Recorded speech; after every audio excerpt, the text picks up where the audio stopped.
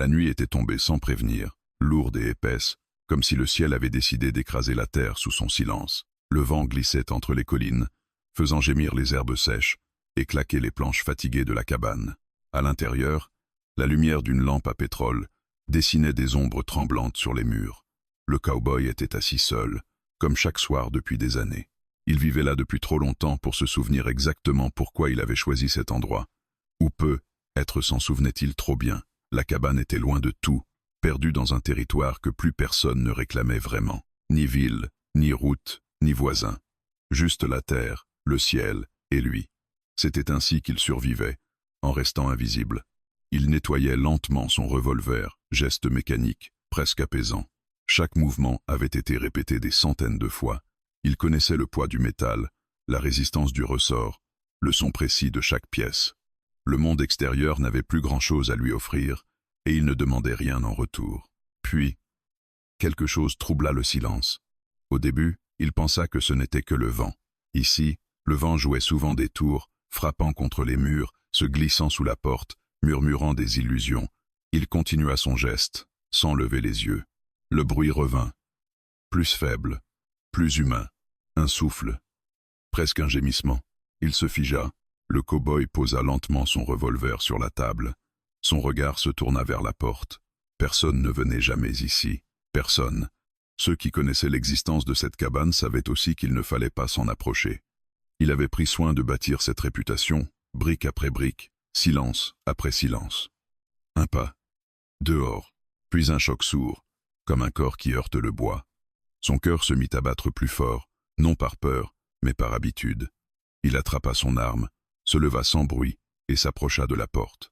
Sa main hésita sur la poignée. Ouvrir signifiait inviter le monde à entrer, et le monde, il l'avait quitté depuis longtemps. Un dernier souffle se fit entendre, juste derrière le bois. Il ouvrit. La femme s'effondra presque aussitôt, retenue de justesse par son bras. Elle était plus légère qu'il ne l'aurait cru, trop légère.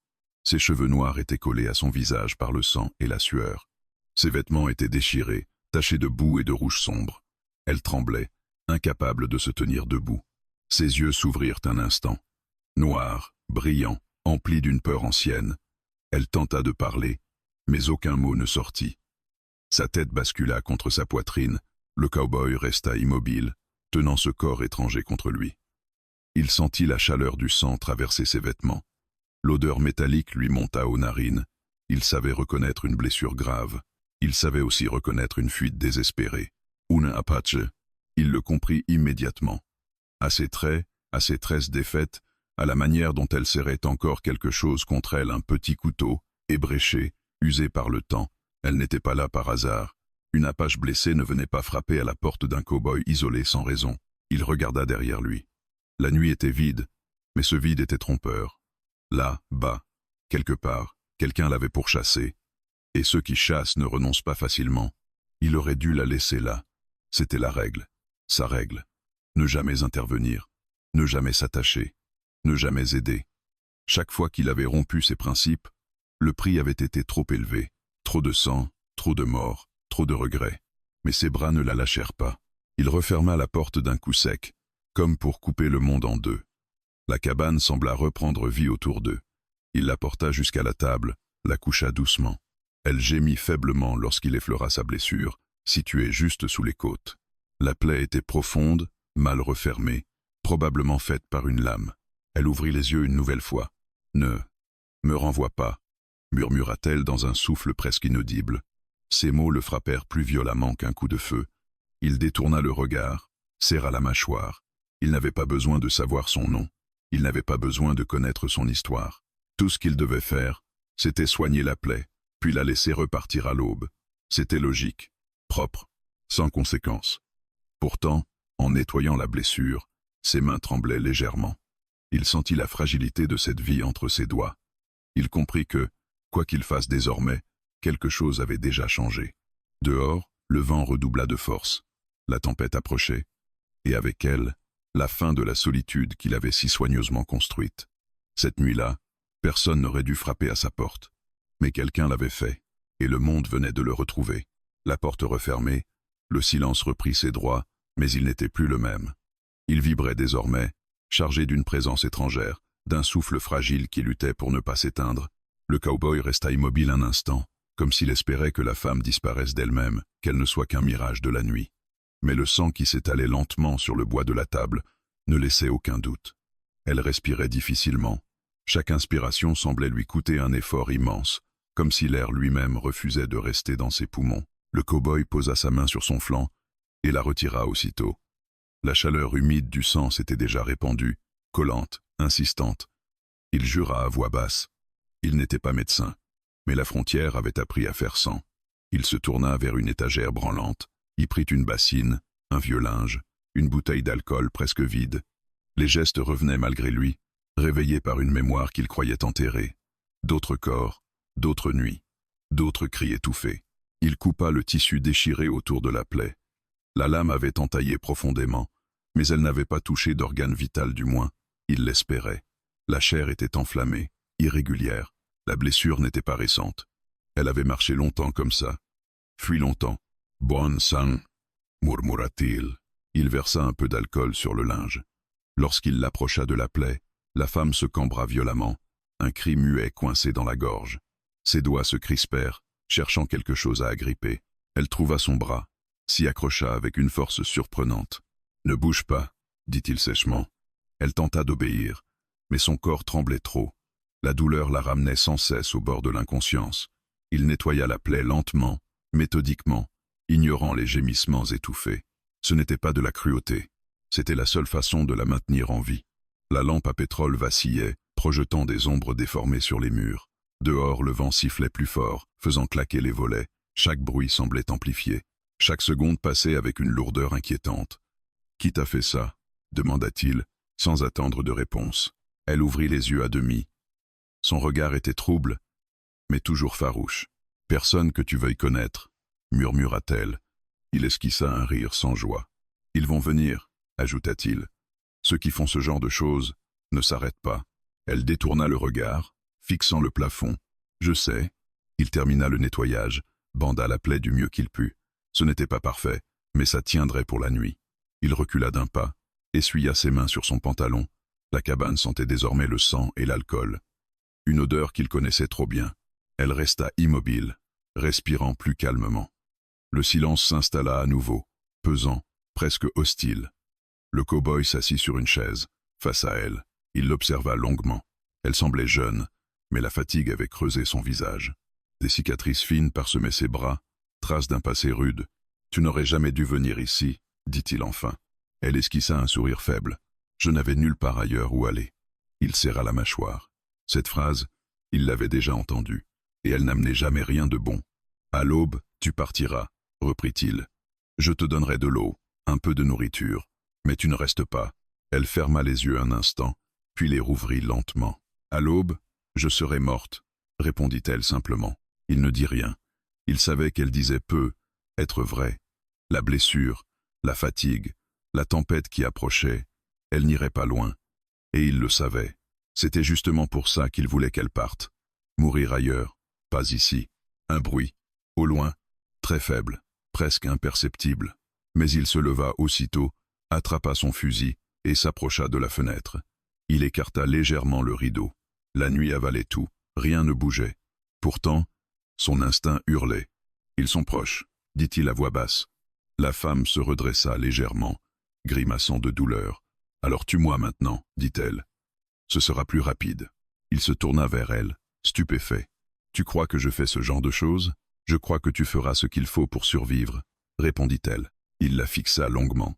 Il vit dans ses yeux quelque chose de plus fort que la peur, une résolution froide, née de trop de nuits semblables à celle-ci. « Comment tu t'appelles » demanda-t-il malgré lui.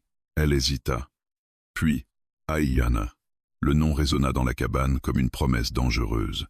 Il hocha la tête, comme pour graver l'information sans l'accepter pleinement. « Repose-toi, » dit-il. « Si tu peux. » Il retourna près de la porte, s'assit, fusil en travers des genoux. Il ne dormirait pas cette nuit. Dehors, le vent se transforma en tempête. La pluie se mit à marteler le toit, effaçant les traces, brouillant les pistes. Aïana ferma les yeux. Son souffle était plus régulier maintenant. Le cow-boy resta là, à écouter la nuit, conscient d'une chose. Le sang sur son seuil n'était pas seulement le sien. Et quoi qu'il arrive, Cette nuit venait de le replonger dans un monde qu'il avait juré de fuir. L'aube arriva sans couleur, comme si le jour lui-même hésitait à se lever. Le ciel était d'un gris sale, écrasé par les nuages lourds laissés par la tempête. La pluie avait cessé, mais l'air restait humide, froid, chargé d'une odeur de terre retournée. Le cow-boy n'avait pas dormi. Il n'avait fait que veiller, l'oreille tendue, le regard fixé tantôt sur la porte, tantôt sur la silhouette immobile étendue sur la table. Et Yana respirait encore. C'était déjà une victoire. Il se leva lentement, les muscles raides, les nerfs à vif. Chaque craquement du bois sous ses pas semblait trop fort dans le silence du matin. Il s'approcha d'elle, observa son visage à la lumière pâle qui filtrait par la fenêtre. Ses traits paraissaient plus doux maintenant que la douleur s'était retirée un instant. Mais cette douceur était trompeuse. On ne survivait pas à ce qu'elle avait traversé sans devenir dangereuse. Elle ouvrit les yeux. Leur regard se croisa immédiatement. Pas de surprise, pas de peur. Juste une vigilance aiguë, partagée. « Tu es encore en vie », dit-il. « Toi aussi », répondit-elle d'une voix rauque. Il hocha la tête. L'échange était bref, presque sec. Aucun d'eux ne cherchait à se montrer aimable. La nuit avait imposé une trêve. Le jour ramenait les questions. Il versa de l'eau dans une tasse et la lui tendit. Elle tenta de se redresser seule, refusa instinctivement son aide. La douleur la força pourtant à s'arrêter. Une lueur de frustration traversa son regard, mais elle accepta finalement la tasse. « Bois lentement, dit-il. La blessure n'est pas belle. Elle l'a déjà été moins, répondit-elle avant de boire. Il la regarda faire. Chaque mouvement semblait calculé, mesuré. Rien chez elle n'était laissé au hasard. Même blessée, elle gardait une maîtrise qui l'intriguait autant qu'elle l'inquiétait. « Tu n'as pas répondu à ma question hier, reprit-il. Qui te chasse ?» Elle reposa la tasse, essuya ses lèvres du revers de la main. « Des hommes qui pensent avoir des droits sur moi. » Il sentit une colère sourde monter en lui, mêlée à une vieille lassitude. Il connaissait ce genre d'homme, trop bien. « Les tiens ?» demanda-t-il. Elle ne répondit pas tout de suite. Son silence était plus lourd qu'un aveu. « Certains, finit-elle par dire. D'autres non. » Il se détourna, fit quelques pas dans la cabane. Les mots qu'elle venait de prononcer réveillaient des souvenirs enfouis. Les conflits, les alliances brisées, les lignes qu'on traçait entre eux et nous, sans jamais voir les individus pris au milieu. « Si tu restes ici, dit-il, tu m'attires des ennuis. Si je pars, je meurs, répondit-elle calmement. Il se retourna vers elle brusquement. Tu crois que ça me facilite la tâche? Elle soutint son regard sans ciller. Je crois que tu feras ce que tu as déjà fait cette nuit. Il n'aimait pas qu'elle ait raison. Le silence retomba, épais, presque agressif. Dehors, un corbeau croassa, seul témoin d'un monde qui continuait sans se soucier d'eux. Le cow-boy se passa une main sur le visage, fatigué. « Tu sais ce que les gens comme toi pensent de moi ?» dit-il soudain. « Je sais ce que les gens pensent des hommes armés et solitaires, répondit-elle. Peu importe leur camp. Ils pensent que je suis un tueur. Tu les peux être, dit-elle sans accusation. Cette fois, il ne répondit pas. Certains silences contiennent trop de vérité pour être contredits. Elle observa la cabane autour d'elle. Les murs nus, les objets usés, la pauvreté assumée. Rien ici ne parlait de confort. Tout parlait de retrait, de fuite. « Tu vis ici depuis longtemps, dit-elle. Assez. Tu fuis quelque chose ?» Il s'immobilisa. « Ce n'est pas toi qui poses les questions. » Elle inclina légèrement la tête. « Alors nous sommes pareils. » Il la regarda de nouveau. Pour la première fois, il ne vit plus seulement une Apache blessée. Il vit une femme qui avait choisi de fuir plutôt que de se soumettre. Une survivante. Être même une ennemie. La frontière entre les deux était mince. « Je ne te dois rien, dit-il. »« Je ne t'ai rien demandé, répondit-elle. Un nouveau silence s'installa, moins hostile, mais plus dense. La blessure d'Ayana la lança soudainement. Elle grimaça, serra les dents. Il s'approcha malgré lui, vérifia le bandage. Le sang avait cessé de couler, mais l'infection restait un danger. « Il te faut du repos, dit-il, et de la chaleur. Et après ?» Il haussa les épaules. « Après, on verra. » Elle le fixa longuement. « Tu as peur, dit-elle doucement. Il se raidit. « De quoi ?»« De faire le mauvais choix. » Il éclata d'un rire bref, sans joie. « Tous les choix sont mauvais, finit-il par dire. Il n'y a que des degrés de regret. Et les acquiesce lentement. Chez moi, on dit que survivre n'est pas toujours vivre. » Ces mots restèrent suspendus entre eux. Il comprit qu'elle ne parlait pas seulement de son peuple, ni de sa fuite. Elle parlait de lui. Dehors, le soleil tenta de percer les nuages, projetant une lumière pâle à travers la fenêtre. Elle éclaira leur visage, marqués, fatigués, mais encore debout. Il se redressa. « Tu restes jusqu'à ce que tu puisses marcher, dit-il enfin. Après, on avisera. » Ce n'était pas une promesse. Mais ce n'était plus un refus. Et Yana ferma les yeux un instant, comme si elle acceptait ce répit fragile. Lorsqu'elle les rouvrit, quelque chose avait changé dans son regard. Pas de gratitude, pas de triomphe, juste une détermination calme. La nuit les avait liés par le sang. Le jour les liait désormais par un choix, et aucun des deux ne savait encore s'il venait de sauver une vie ou de condamner la sienne. La douleur ne la quitta pas au réveil. Elle était simplement différente, moins tranchante, plus sourde, comme un feu lent qui brûlait sous la peau.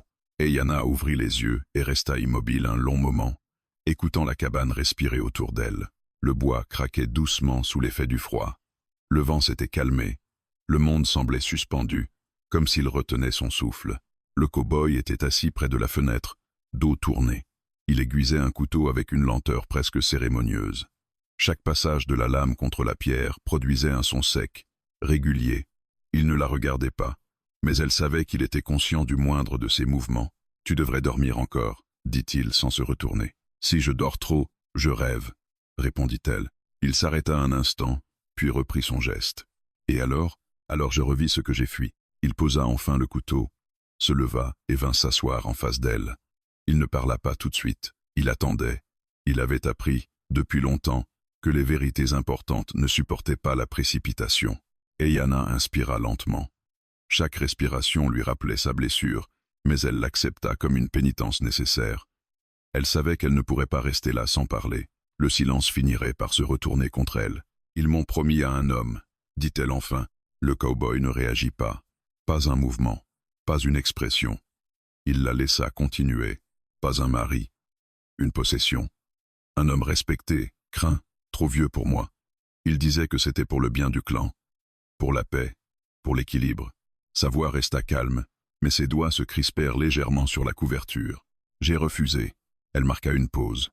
Le souvenir revenait par vagues, précis, cruel. La première fois, ils ont ri. La deuxième, ils ont menacé. La troisième, ils ont frappé. Le cow-boy serra les poings. Il sentit une chaleur familière monter dans sa poitrine, une colère ancienne, prête à ressurgir. « J'ai fui cette nuit-là, » poursuivit-elle. « Mais on ne fuit pas facilement quand on est né sous le regard de tous. Ils savaient où chercher. Ils m'ont rattrapé près de la rivière. » Sa voix trembla pour la première fois. Ils ont dit que j'avais déshonoré les miens, que je devais être puni, que mon corps leur appartenait, puisqu'il avait refusé de servir. Elle ferma les yeux. Une larme glissa le long de sa tempe, silencieuse.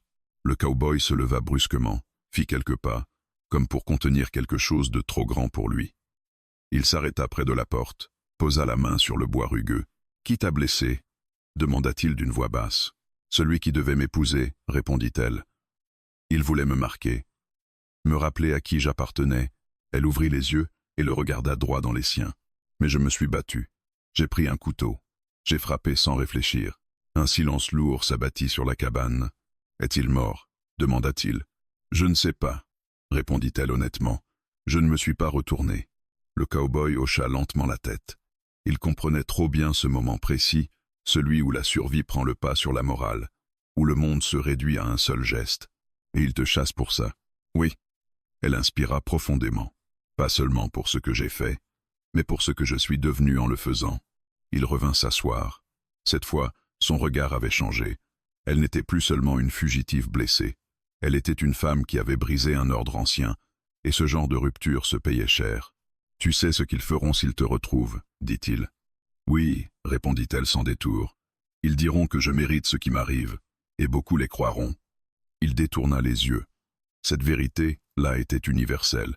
Elle dépassait les clans, les frontières, les peuples. « Pourquoi ici ?» demanda-t-il. « Pourquoi venir jusqu'à moi ?» Elle hésita. « Parce que tu vis en dehors de leur loi, » dit-elle finalement. « Parce que personne ne t'attend là où tu es. » Il esquissa un sourire amer. « Tu as mal choisi ton refuge. »« Peut être, » dit-elle. « Mais cette nuit-là, je ne cherchais pas un endroit sûr. Je cherchais un endroit où mourir libre. » Ces mots le frappèrent de plein fouet. « Tu n'avais pas l'intention de survivre, » murmura-t-il. « J'avais l'intention de ne plus obéir. » Un long silence suivit. Le feu dans l'âtre crépitait doucement. seul témoin de ce qui venait d'être dit. Le cow-boy se rendit compte qu'il respirait plus lentement, comme si quelque chose en lui s'était apaisé malgré la gravité de ses paroles. « Tu sais, dit-il après un moment, j'ai déjà vu des hommes mourir pour moins que ça. Moi aussi, répondit-elle. Leurs regards se croisèrent, et pour la première fois, il n'y eut ni méfiance ni défi, juste une reconnaissance mutuelle. Ils reviendront, dit-il. Pas aujourd'hui, pas demain, mais ils reviendront. Je le sais. Et quand ce jour viendra, elle soutint son regard. Je ne fuirai plus. Ces mots restèrent suspendus entre eux, lourds de promesses et de conséquences. Le cow-boy sentit une certitude s'installer en lui, lente, mais irrévocable. En ouvrant sa porte cette nuit-là, il n'avait pas seulement accueilli une femme blessée, il avait accueilli une guerre qu'il croyait terminée. Il se leva, alla chercher de l'eau, vérifia le feu. « Repose-toi, dit-il enfin. Tu en auras besoin. Et toi ?» demanda-t-elle. Il s'arrêta un instant. « Moi, je me souviens, » répondit-il simplement. Elle le regarda s'éloigner vers la fenêtre, silhouette solitaire découpée contre la lumière grise du jour. Elle comprit alors que ce qu'elle fuyait n'était pas seulement derrière elle. C'était aussi ce qui désormais les attendait tous les deux. La nuit tomba plus tôt que prévu. Les nuages bas avalaient la lumière, étouffant le ciel comme un couvercle posé trop vite. Le cow-boy alimenta le feu sans un mot.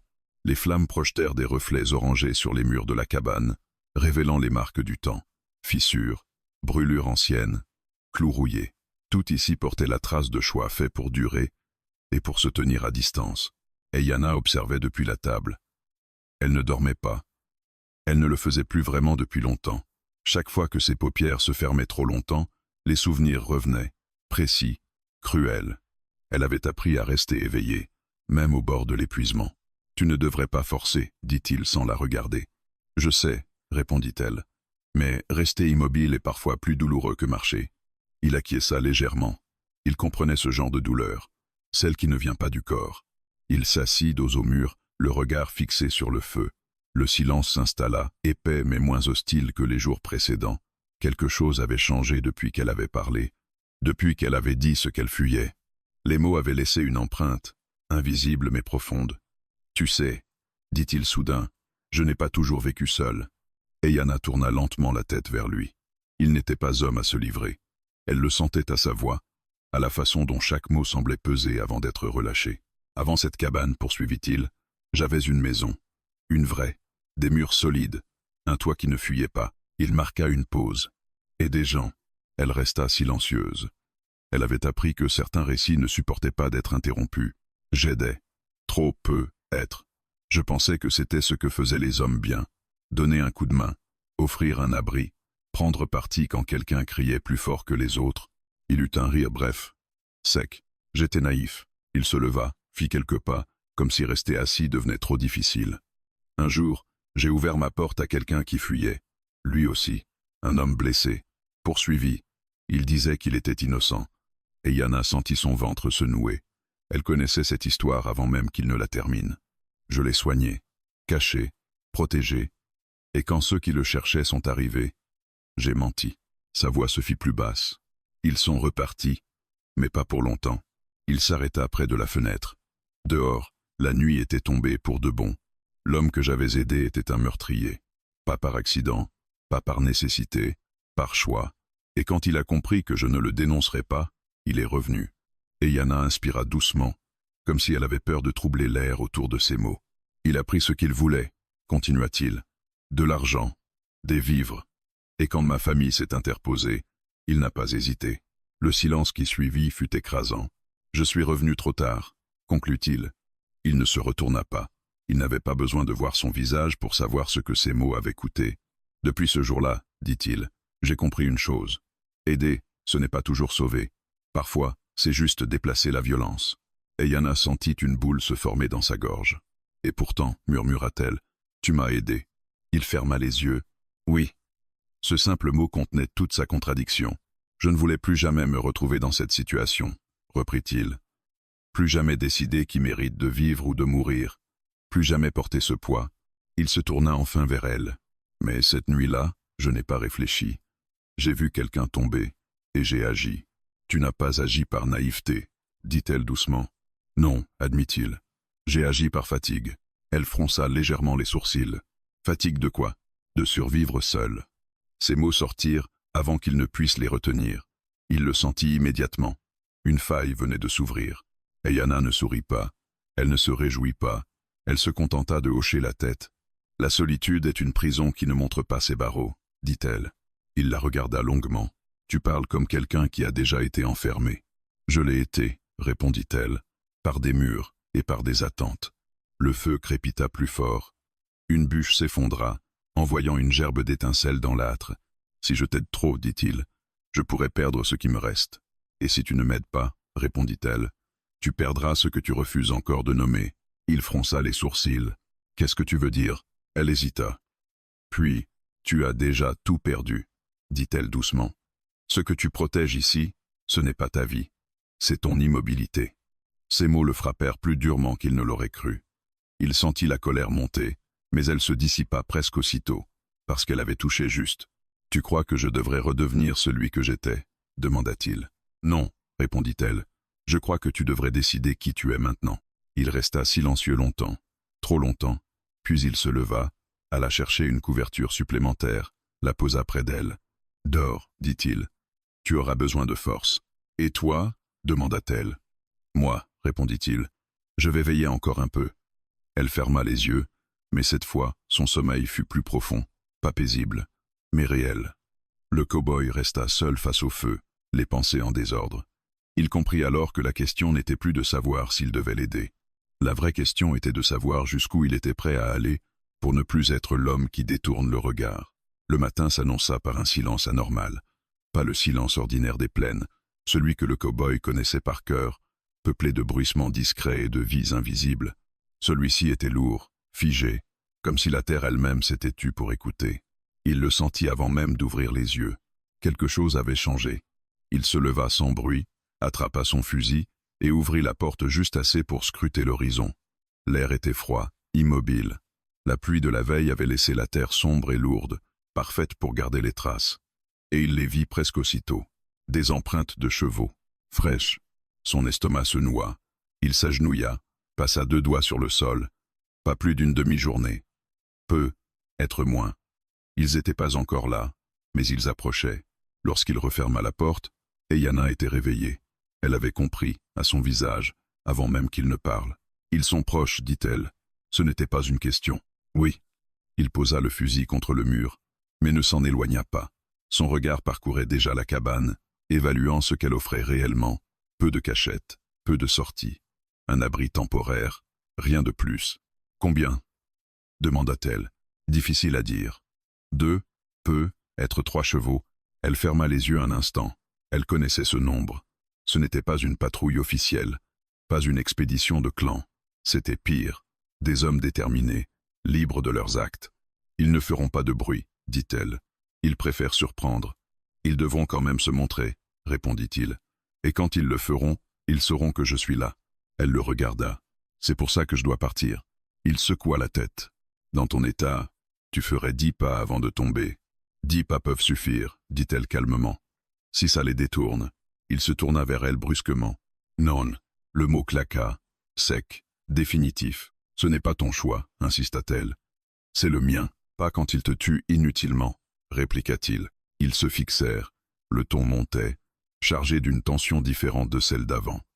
Ce n'était plus la méfiance, c'était l'urgence. Tu n'as pas à payer pour moi, dit-elle plus doucement. J'ai déjà payé, répondit-il.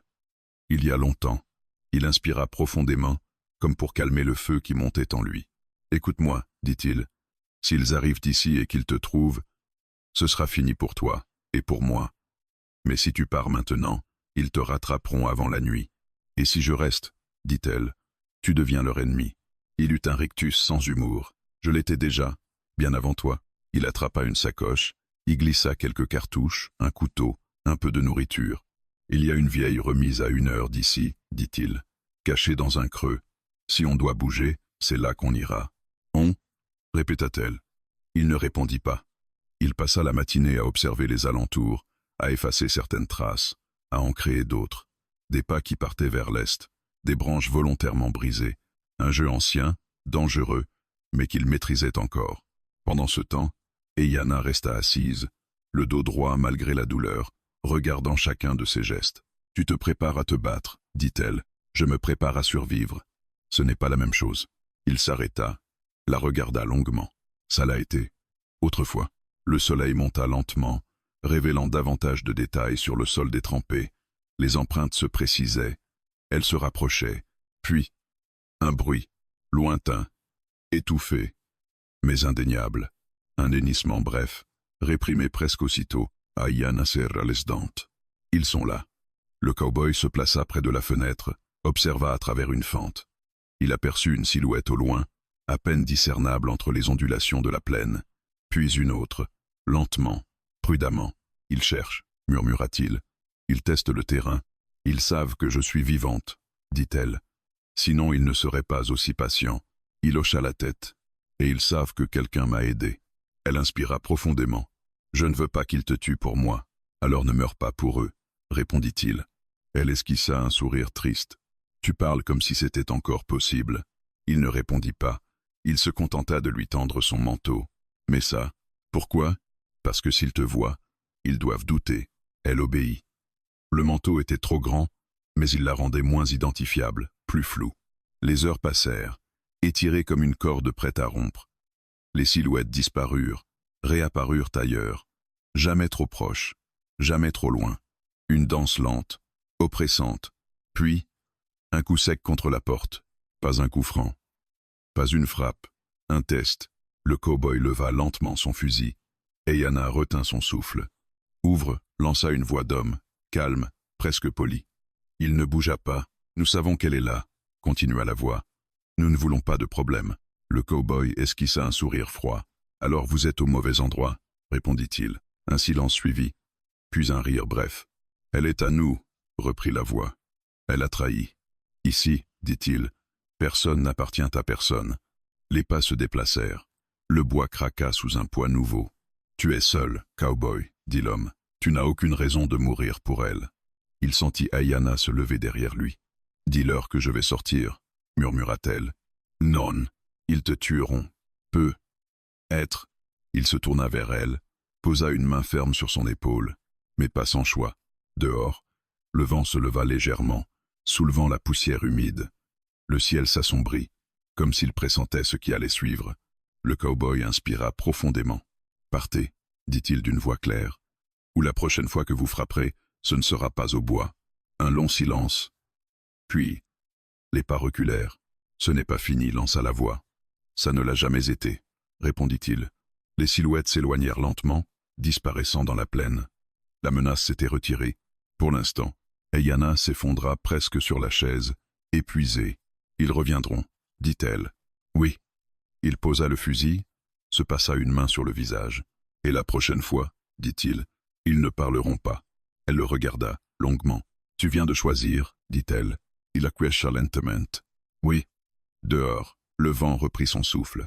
Et avec lui, la certitude que le temps de l'attente était terminé. La nuit revint comme une marée lente, sans violence, mais chargée d'un poids nouveau.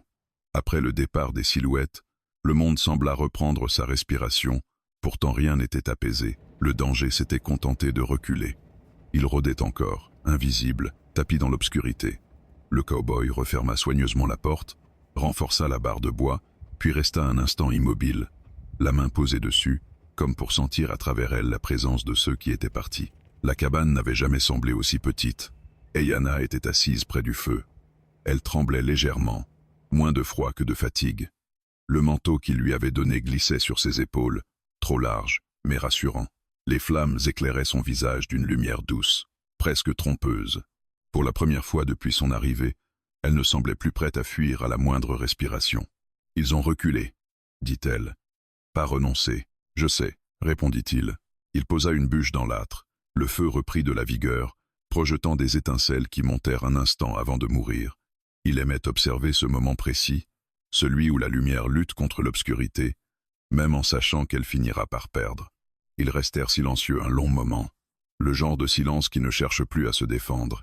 Il n'était ni hostile, ni méfiant, juste plein. « Tu aurais pu les laisser m'emporter, » dit-elle enfin. Il ne répondit pas tout de suite. « Oui, » finit-il par dire. « Et pourtant, répéta-t-il. Il s'assit en face d'elle, à une distance respectueuse. Trop près aurait été imprudent, trop loin aurait été un mensonge. Quand ils étaient là, dit-elle doucement, j'ai cru que tout allait s'arrêter, que ce serait enfin terminé. Il fronça légèrement les sourcils. Terminé comment?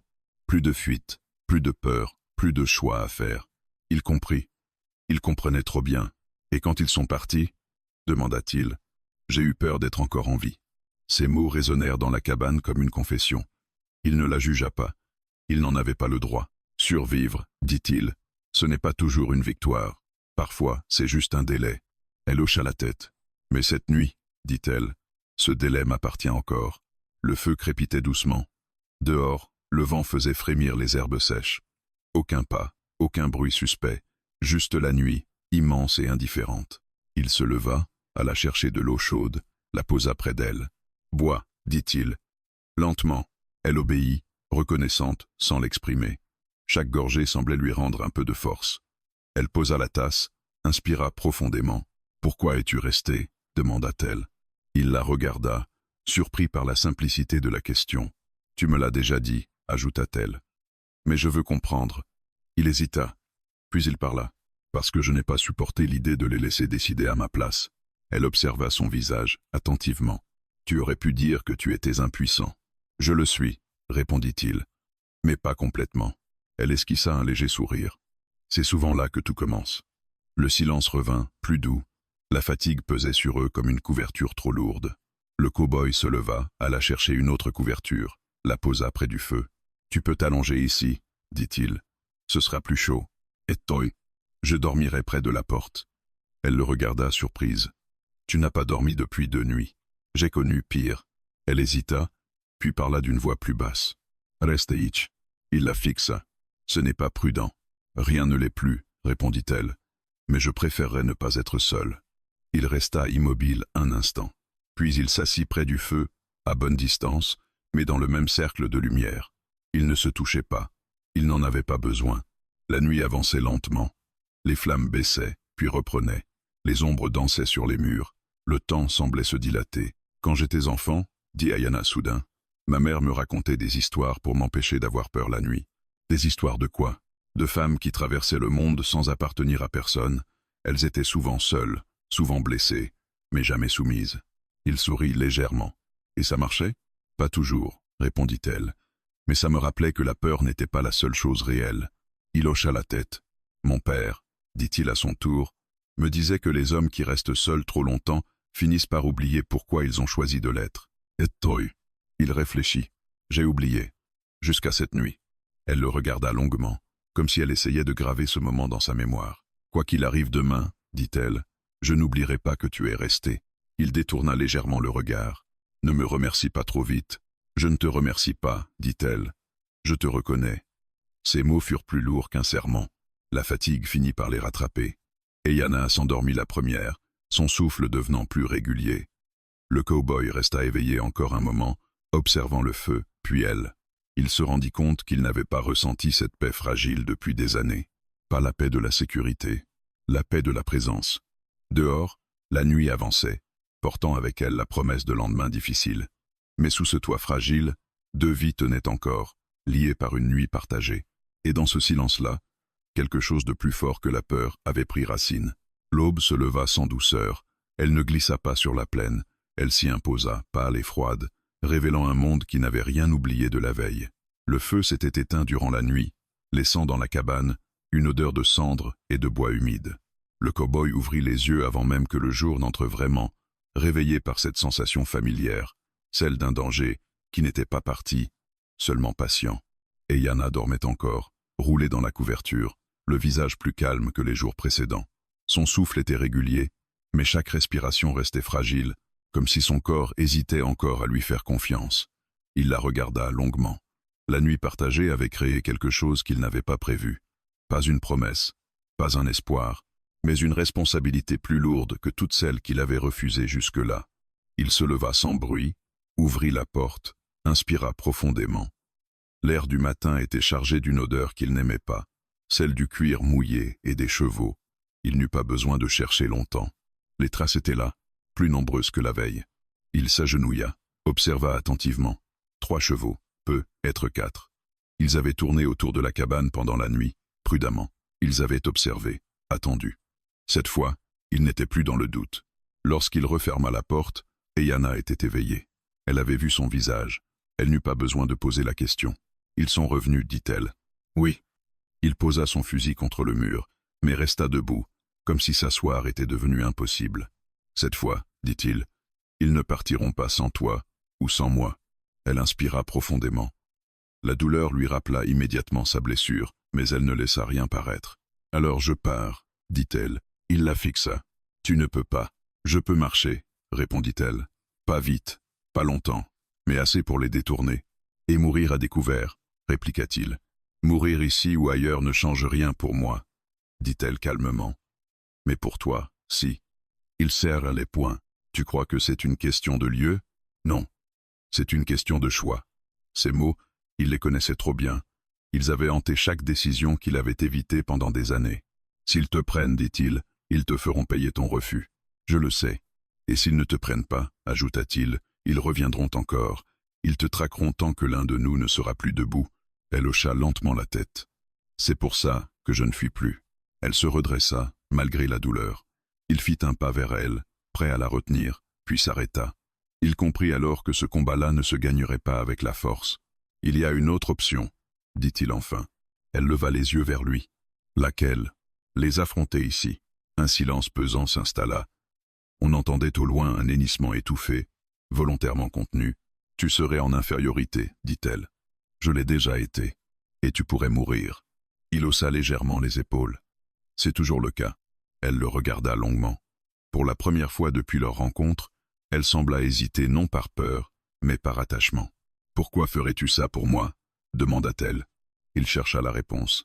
Il en trouva plusieurs. Aucune ne suffisait seule. « Parce que je suis fatigué de survivre sans choisir, » dit-il enfin. « Parce que si je te laisse partir maintenant, je redeviendrai l'homme que j'ai fui. » Elle ferma les yeux un instant. « Si tu meurs, » dit-elle doucement, « ce sera aussi à cause de moi. » Non, répondit-il. Ce sera à cause de ce que je décide aujourd'hui. Dehors, des pas se rapprochèrent. Pas dissimulés, cette fois. Assumés. Ils viennent, murmura-t-elle. Il acquiesça, puis lui tendit le couteau qu'il avait aiguisé la veille. Tu sais t'en servir. Oui. Reste derrière moi autant que possible. Elle le fixa. Tu me demandes de me cacher? Je te demande de rester en vie. Un coup retentit contre la porte, plus fort que la veille, plus assuré. Cowboy, lança une voix grave. Nous n'avons plus envie de parler. Le cowboy s'approcha de la porte, posa sa main sur le bois. Moi non plus, répondit-il. Il ouvrit brusquement. Les hommes étaient là. 3, visibles. Un 4e restait à cheval, un peu en retrait. Leurs regards balayèrent immédiatement l'intérieur, s'arrêtant sur Ayana. Leurs visages ne trahirent aucune surprise. Juste une certitude. Elle vient avec nous, dit l'un d'eux. Tu peux encore rester en dehors de ça. Le cow-boy sourit froidement. Trop tard. Le premier coup partit sans avertissement. Le monde explosa en bruit, en cris, en poussière. Le cow-boy tira, recula, se déplaça avec une précision née de l'habitude. Ayana resta près du mur, le couteau serré dans la main, le cœur battant à rompre. Les hommes n'étaient pas amateurs.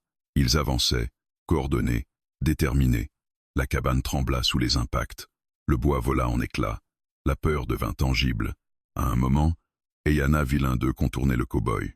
Sans réfléchir, elle se jeta en avant, la lame trouvant sa cible. L'homme s'effondra dans un cri bref. « Ayana » cria le cow-boy. « Je suis là » répondit-elle, haletante. Le combat sembla durer une éternité. Puis, soudain, il n'y eut plus que le silence. 2 corps gisaient au sol.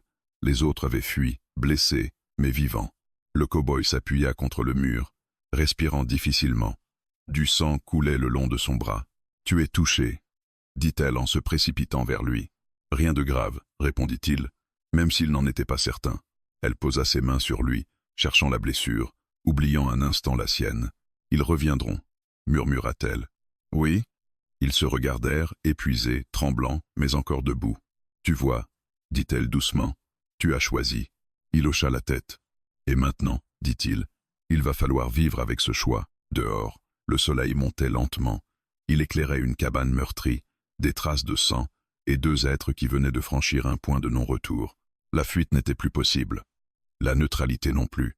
Il ne restait qu'un chemin étroit, dangereux, et désormais partagé. Le silence qui suivit le combat n'avait rien de paisible. Il était lourd, saturé d'odeurs âcres et de souvenirs qui s'imprimaient déjà dans la mémoire. La cabane respirait difficilement, comme un animal blessé.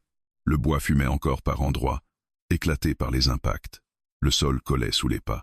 Et Yana resta un moment immobile, le couteau toujours serré dans sa main. Ses doigts tremblaient.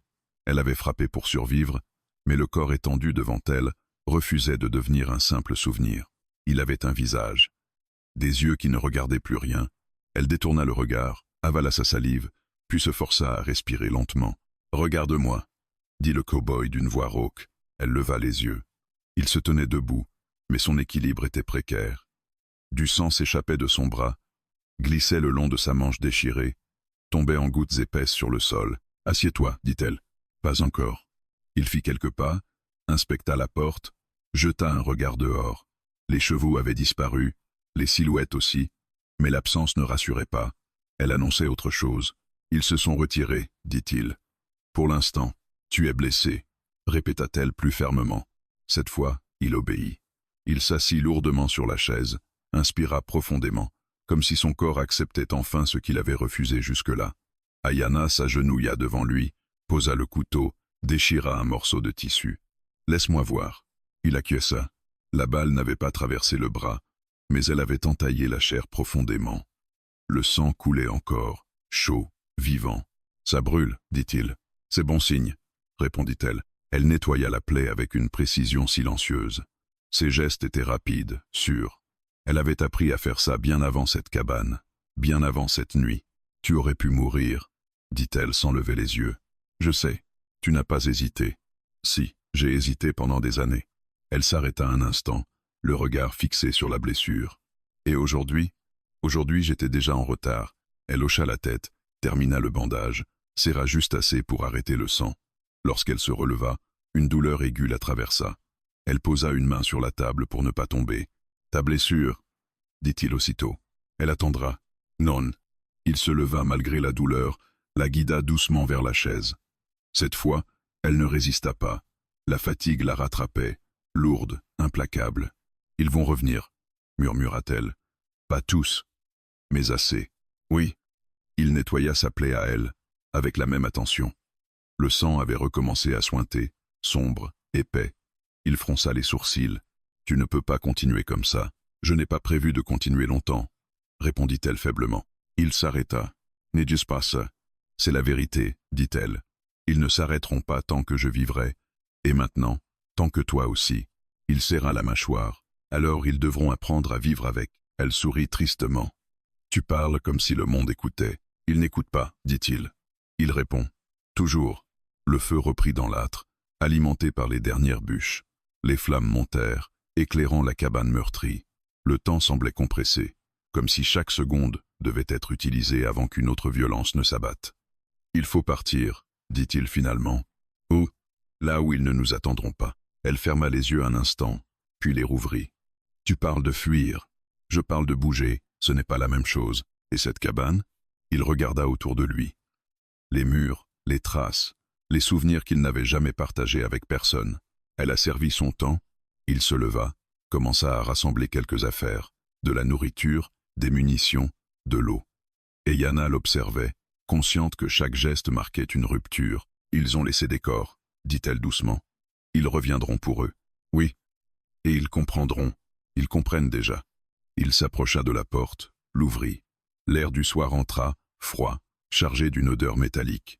Le ciel se teintait de rouge et d'orange, comme si la terre elle-même saignait. « Il y a un passage dans les collines, » dit-il.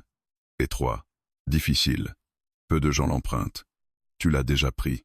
Une fois. Quand je ne voulais pas être suivie, elle se leva avec difficulté, s'enveloppa dans le manteau.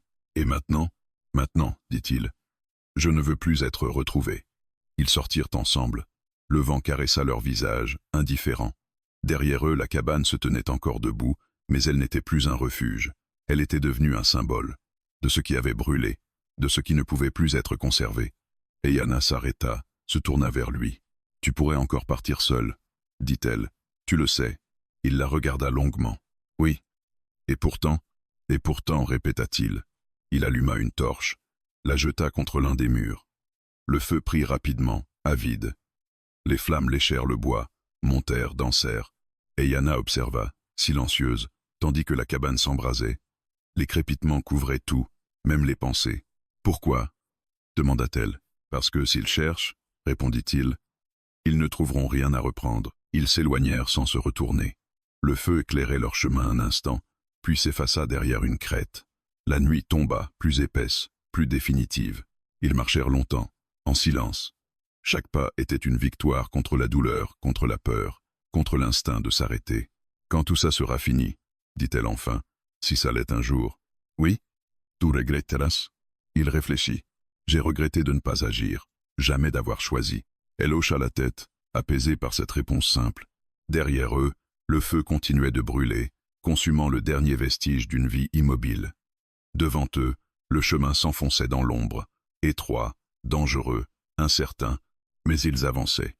Le feu avait pris, le sang avait coulé, et dans cette nuit sans retour, deux destins marchaient désormais côte à côte, vers ceux qui restaient à affronter. Le jour mit du temps à les rattraper. Ils marchèrent longtemps dans l'obscurité, guidés seulement par la lune et par une habitude ancienne du terrain. Le passage dans les collines se révéla aussi étroit que le cow-boy l'avait décrit. Un chemin brisé, invisible à qui ne savait pas exactement où poser le pied. Chaque faux pas pouvait signifier une chute.